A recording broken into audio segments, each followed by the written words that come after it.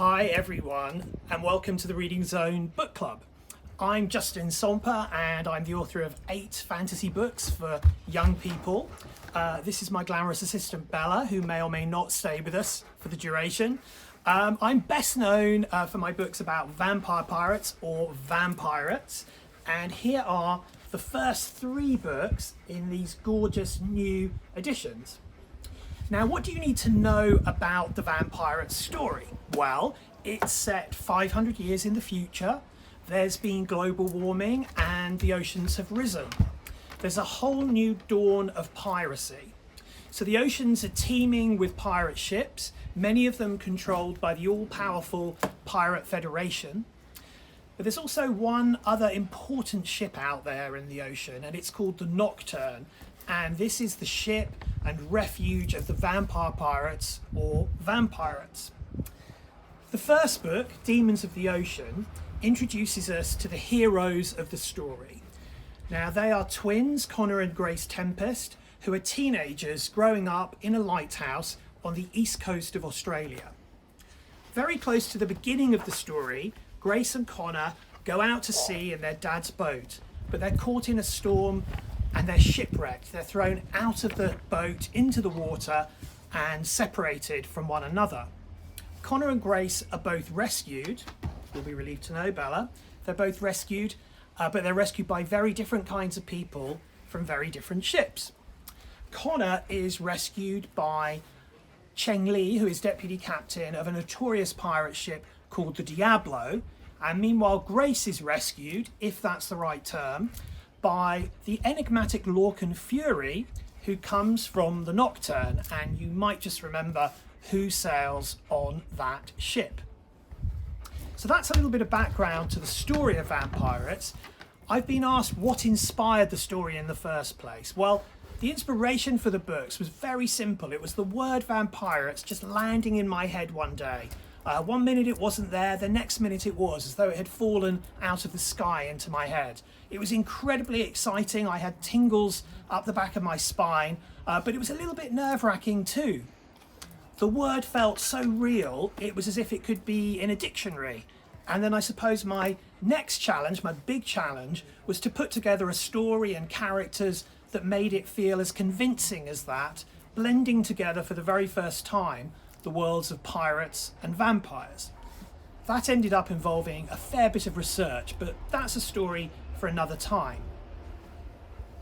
I've also been asked to give you a little creative writing prompt, which I hope you'll have some fun with.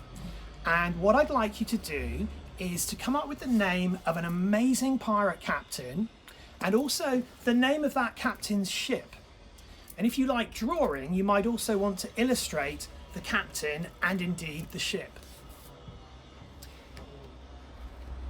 Now, myself and the team at Reading Zone would love to see what you come up with, so do get in touch. And to inspire you, I'm going to read you an extract from the first Vampirates adventure, Demons of the Ocean.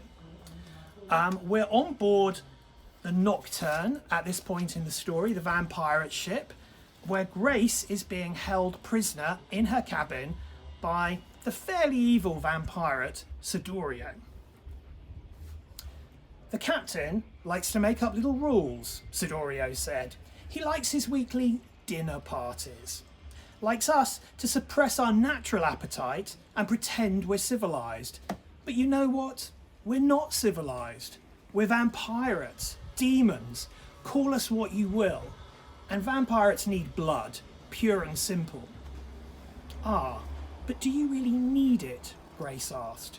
It looks to me like you've already feasted tonight. Maybe you don't need any more. She remembered the captain's words. I know you're hungering for it, but you don't really need it. You just want it. Need? Want? What's the difference? Sidorio yawned. You're boring me. Grace had retreated as far away from Sidorio as she could. Her back was pinned against the desk. As she leaned back still further, the stack of notebooks and pencils tumbled onto the floor. As they fell, she had a sudden idea. Tell me your story, she said. What? He looked at her strangely. Tell me how you crossed, who you were before, what your life was like. He stared at her blankly.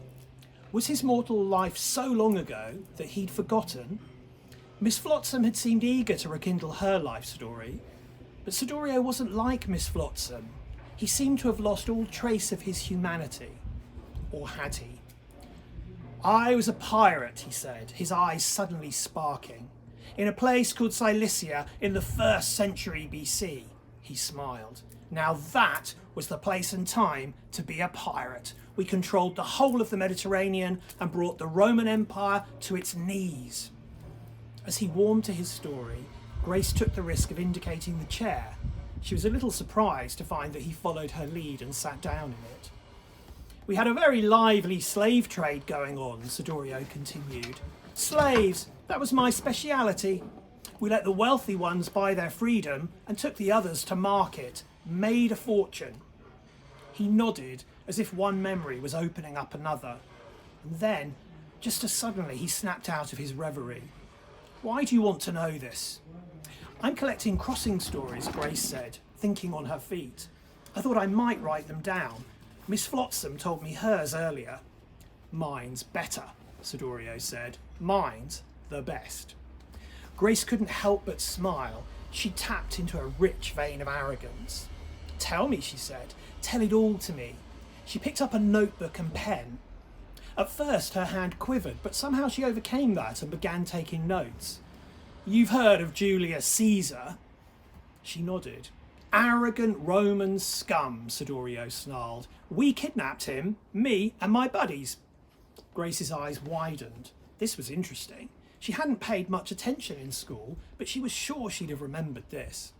Arrogant piece of dirt he was, fancied himself a scholar, off to study rhetoric, whatever that is, on Rhodes.